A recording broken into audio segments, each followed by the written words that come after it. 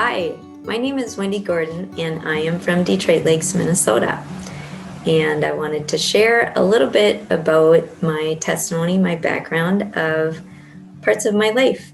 And so I'll just start with a little bit of where I was born, where I was raised, and kind of just give you little pieces all the way through of what I truly say an amazing life and the ability to be able to walk out what Jesus has created me for.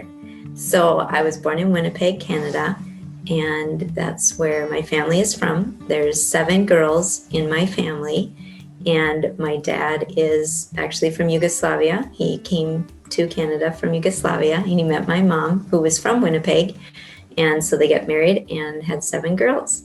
My father had a construction business in Winnipeg and worked with construction.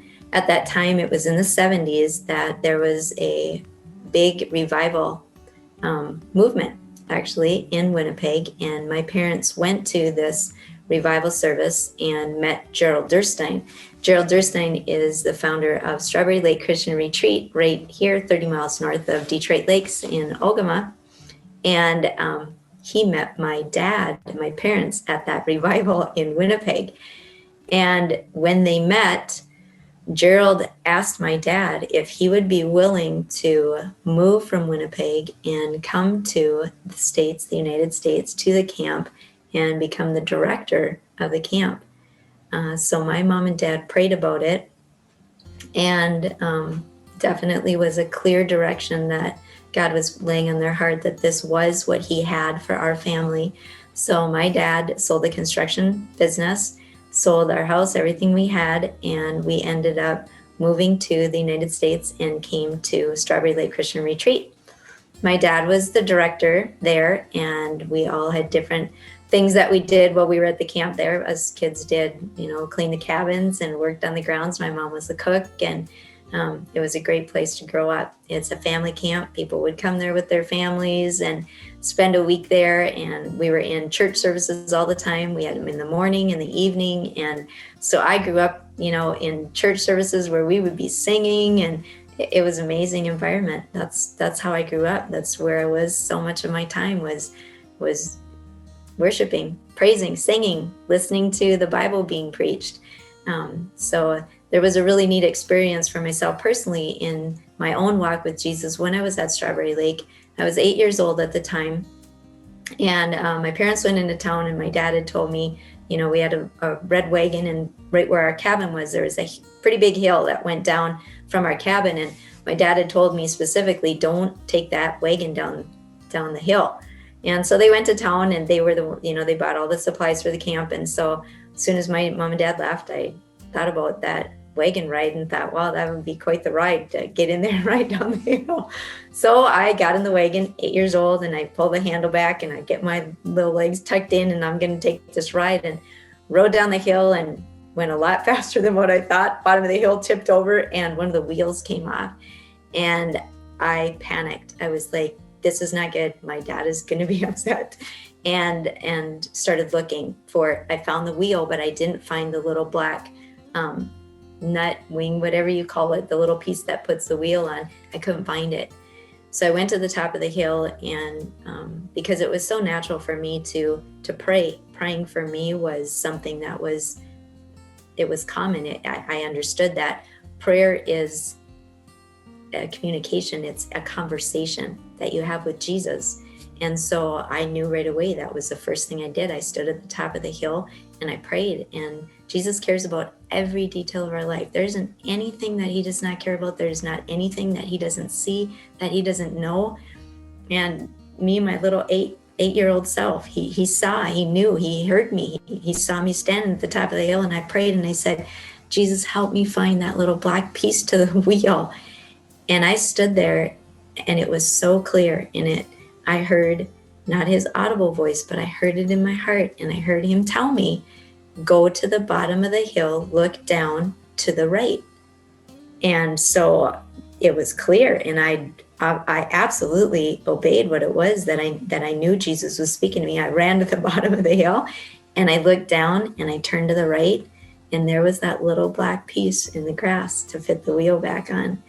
And it was an amazing experience that really solidified to me in my heart that Jesus cared, that he saw me, that he heard me, that everything mattered to him.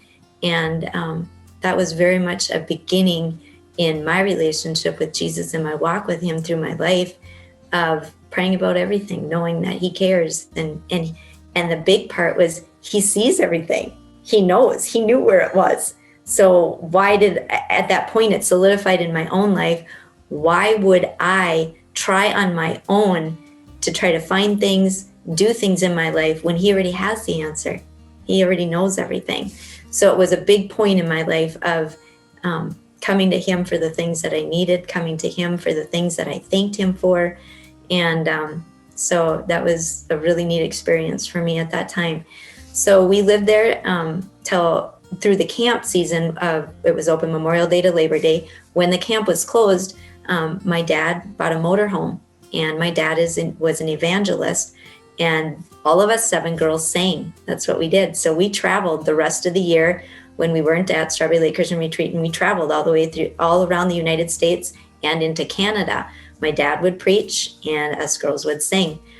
So that was my upbringing, was traveling, hearing my dad preach, being in services, being in church all the time, morning services, evening services.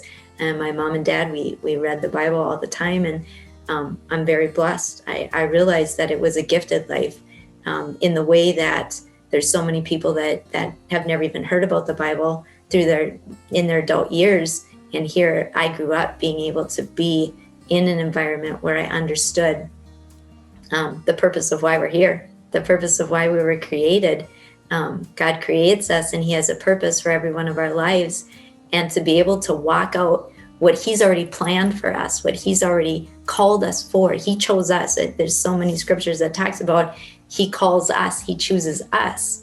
And when we get to have that revelation, that understanding, your whole life changes, because you're not wandering around and wondering, why am I here? What am I supposed to be doing with my life?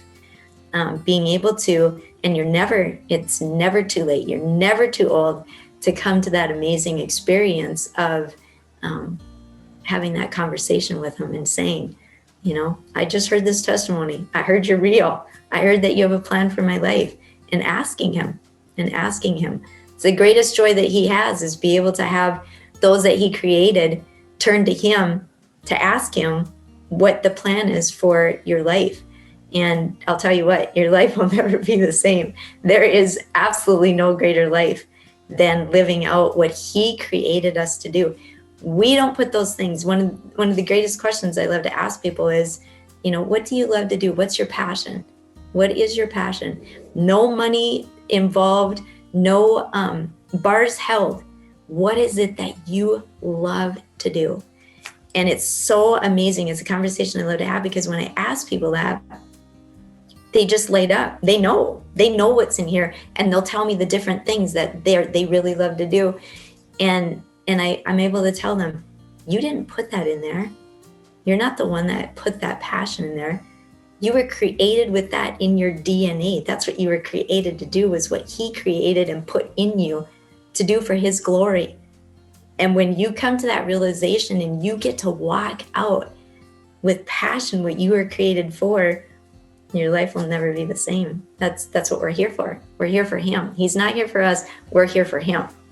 So that's what we did, was we traveled, ministered. We bought a house in Detroit Lakes as I got older. I went to school at Berean Baptist Christian School. That's where I graduated from, was Berean Baptist Christian School right here in Detroit Lakes.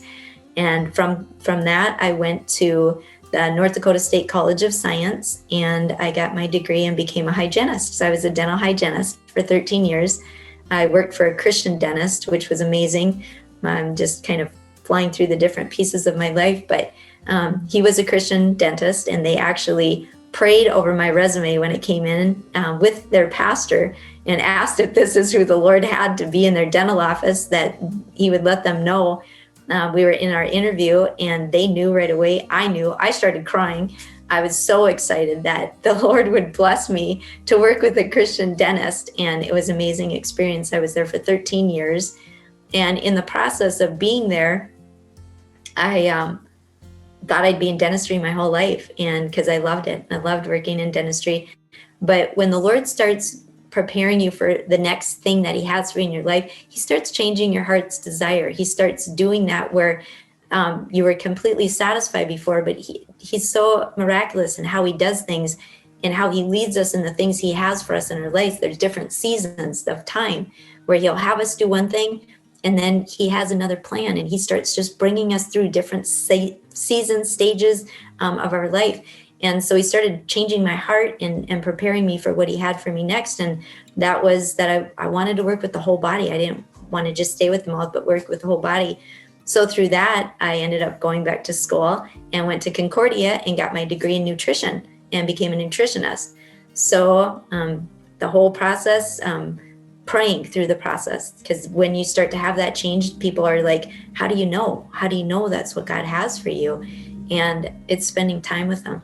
Spending time with them in you can't know anybody unless you spend time with them. It's impossible. There are many, many people that say they know Jesus. They may know about him, but to know him is to spend time with him. The Bible is who Jesus is. And so if you really want to know him, you want to know what he has for your life, is you spend time reading the Bible and spending time having conversations with him. He talks to you. He absolutely talks to you. There's stories all the way through the Bible. They're not stories, they're accounts. They're real life accounts of people that have walked and lived. They're examples for us. It's amazing to be able to read the Bible. And so many things that we go through in our life, we can learn by what we read, by people that have gone before us and lived those experiences, and they're there to help us. That's why he gave us the Bible, is to help us. It's our instruction book of how do we do life? How do we do this? How do we know what to do? And when we read the Bible, that's our instructions. That helps us every single day to know what it is that we are to do. And so I got my degree, became a nutritionist, and then got my job at Emmanuel. That's where I worked next. And was an amazing experience. I was there for 9 years. I was the director of nutrition services. Many examples through that experience of how I trusted in the wisdom of God. I prayed so many times, Jesus, give me wisdom. This is so much bigger than what I know and what I can do and what I've been through in the past. This is all new to me. And God puts us in those places. He puts us in those places that will stretch us, that are outside our comfort zone, that we can't do on our own. But that's the best place to be, is to be in a place that we can't do it, because he wants us to say, I can't do this. And that's when he says, yeah, you can, but I can't. And the scripture that's so powerful with that is, I can do all things through Christ who strengthens me.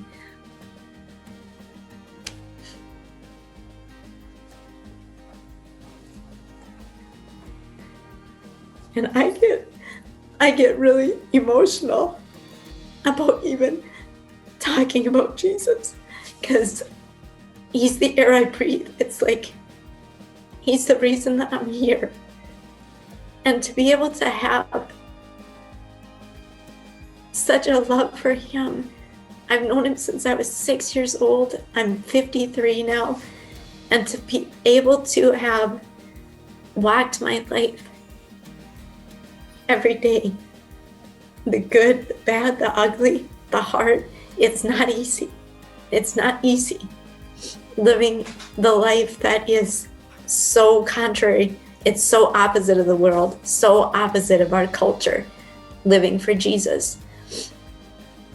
But the joy, the peace that passes all understanding, that yeah, we're going to go through struggles, we're going to go through trials, we're going to have tests, there's going to be cancer that is going to affect somebody in our family, but there's no comparison to walking those things out with him, knowing that he sees it all. He promised, and his promises they're all true. His promises are all true, and he promised he would never leave us nor forsake us. So no matter what we go through in this life, no matter what kind of things that we encounter, he is right there with us, walking it out. And the peace. I think about the one thing that is, I tell him all the time, I say, Jesus, The one thing that you have blessed us with when we believe in you is peace. Of all the things we need now more than ever in what's happening in our world is peace. And I'm telling you, when you have that, you won't trade it for anything. Anything. And you know what? You know what peace is? It's Jesus. Jesus is peace. He's the Prince of Peace. And so many times people walk through their life and they're always searching. That's what people do. That's how God created us, is that void in our lives that people are always trying to fill. And they fill it with all different kinds of things. They're trying to fill it with jobs, substances. They're always looking because they're searching. There's something missing. There's something lacking. The only thing that fills that void in your life is Jesus. He created us that way. And when you find him and he completes our life, everything else, secondary. Everything else is blessings after that, as far as he's our completion. He's who gives us the full life. The fullness of life is him. So the things that I've walked through in my life, yeah. Has it been amazing? Absolutely. I wouldn't trade my life for anything. Has it been hard? Absolutely. I've walked through some really, really difficult things. My father passed away. He had a stroke and he was bedridden for 1.5 years. I have a sister that passed away. There's 7 girls. Now there's 6 of us left. My one sister passed away from cancer. Difficult situations. But Jesus has been through every step, everything that we go through, he's there for us. So for my life, the next thing that happened after, working at Emmanuel was being able to have God just placed in my heart different things. The next thing that happened was manna. I don't know if you're in Detroit Lakes. It's the first ever food co-op. And that's another story because it's a big, long one. And I'd love to be able to share that. So call me sometime and I'll tell you about it. Long story short, when I was working at Emmanuel, the Lord, when I was having quiet time with him, because that's what I do every morning, that's my time. I wake up and the first thing I do is I spend time with Jesus. That sets my day. That helps me to be able to be focused on what my purpose is. It's not, I tell people I don't have a life. My life is Jesus. My life is Jesus and what he created me for him. And when you are able to, that's what it means to be a believer in him is to surrender your life for his. And believe me, the exchange, there's no exchange from what we are able to give him in our smallness to the magnitude of what he gives us in return. It's really not an exchange. What he gives us is so much greater than what we offer when we say we surrender our lives to him and all that he has to give you. And so when I spend my quiet time every morning, and he laid on my heart that it was very clear that I would be opening the first ever food co-op in Detroit Lakes, and he gave me the name of it, and I journal. So when I have my conversations and my time with Jesus, I talk with him, and he talks back. It's never audible. I've never heard his audible voice. But when you spend time with somebody, you know who they are. You can hear their voice. You know who they're. And it's the same way with Jesus. It's just like when Adam and Eve walked in the garden. It's right in the Bible. They walked and they taught. He walked with them. It was the very first thing. That's why he created us. He created us to fellowship with him and have conversations with him. And it says right in the Bible, he's the same yesterday, today, and forever. Jesus never changes. God never changes. He's always the same.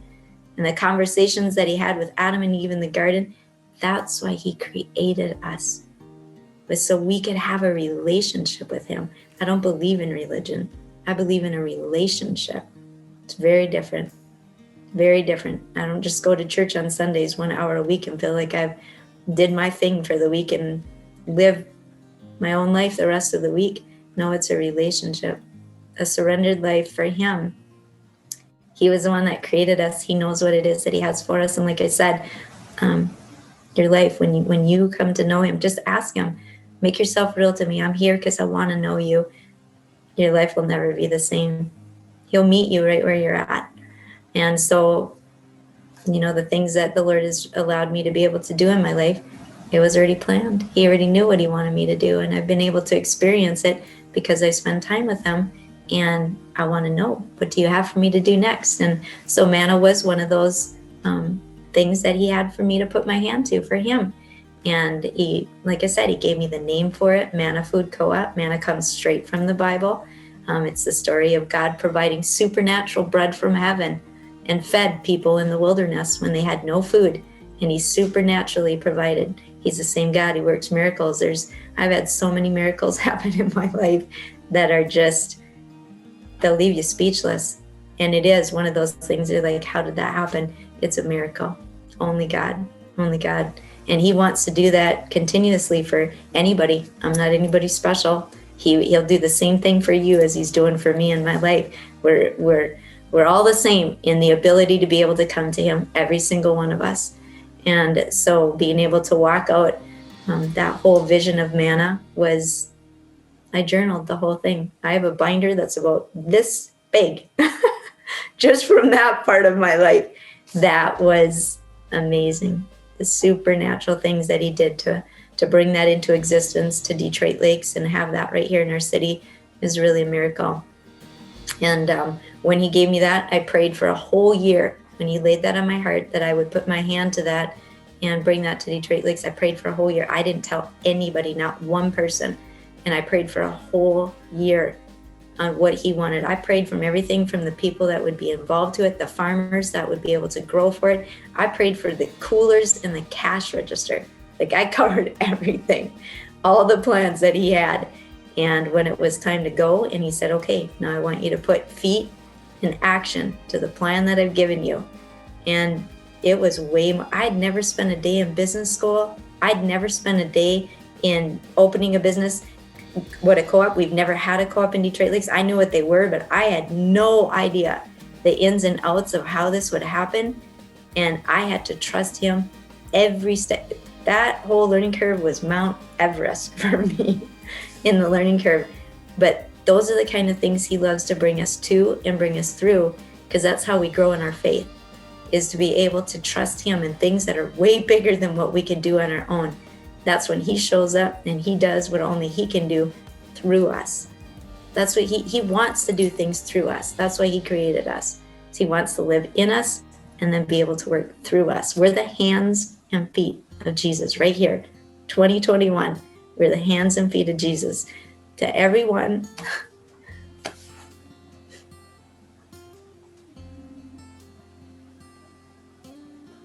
that we come into contact with, is to let them come to know who he is and be able to share. You know, it'd be like you having the most amazing person in your life. Why? Why would you ever not want to introduce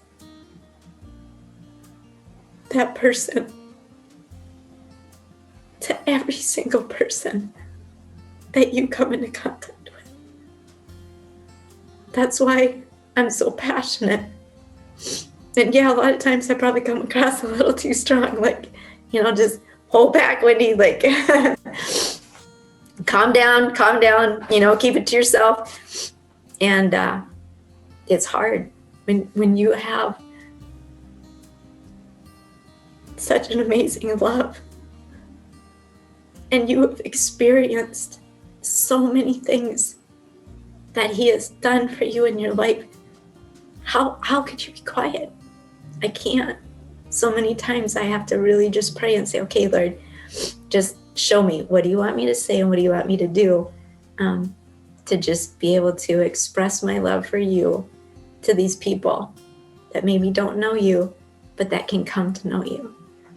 So that was a little bit about my background, some of the things that God has done in my life, how you walk it out in everyday life. And I pray that this challenges you to say, and for me to say to you, live your best life ever in the life that was already pre-planned and destined for you to live.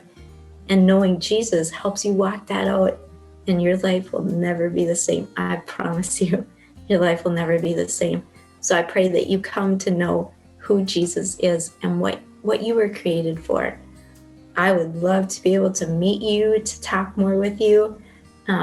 So find me. I'm here in Detroit Lakes. I love our city, and God's doing a lot in our city. It's only the beginning of things that He's doing, and I pray that you can be a part of it.